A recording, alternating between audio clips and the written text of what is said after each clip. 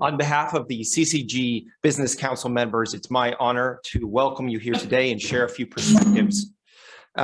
As many of you here in the room today, we are often called upon by our home governments, our home business communities, and certainly our home media to provide transparency and shed light on the conditions both for foreign and domestic businesses operating here in the Chinese market.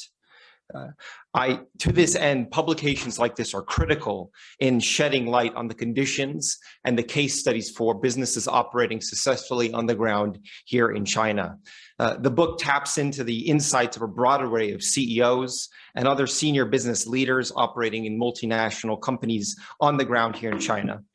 The edited volume presents readers with both the potential challenges and opportunities presented by China's economic transition, and in an era of increasingly defined by pandemic threats, rising populism, protectionism, and certainly a highly turbulent and uncertain US-China political dynamic.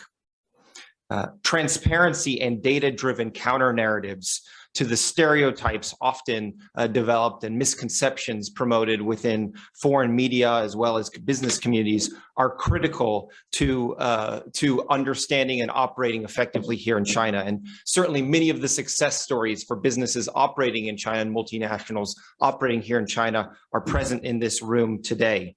The book provides fitting examples of how individual companies have worked to adapt and thrive in China and make the most of this period of transition and opportunity. It brings together perspectives and offers invaluable lessons on doing business in China.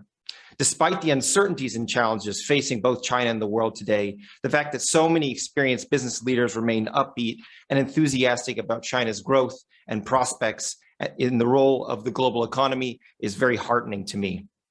Certainly amongst my own business community, that of the financial and investor group, there is a widening expectation and celebration of opening up within the Chinese community and increased opportunities for businesses as we seek to invest and engage with our Chinese counterparts. The world center of economic growth is gradually shifting west to east.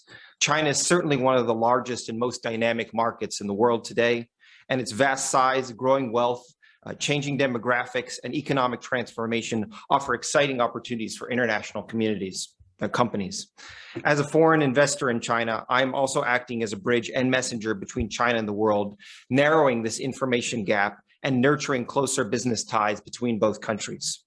Particularly critical in this era of pandemic, quarantines, and border shutdowns are the views of business leaders like those in the room today to shed light via direct experiences on what's going on the ground here, because as we know, this divergence of viewpoints and certainly increased level of misunderstanding is being exacerbated by the fact that many foreign business leaders as well as politicians have been unable to touch ground here in China for several years. This time 50 years ago, President Nixon was visiting China for the first time after the founding of the People's Republic of China.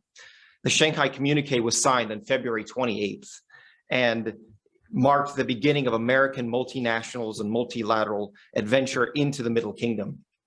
50 years on, I do believe that the success of American companies in China remains the ballast for this bilateral relationship. And I know that view is shared in Washington, where political leaders, including our incoming American ambassador to China, believe that it is the business community that is going to have to be responsible for driving a pragmatic and constructively engaged relationship between the two markets.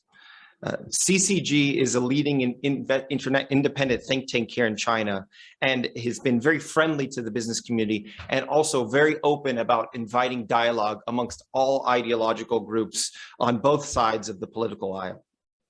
CCG is committed to facilitating policy communications between the business community, policymakers, academics, and other experts around the world so they can develop a nuanced understanding of this period of transition and opportunity for forward-thinking strategic decision-making.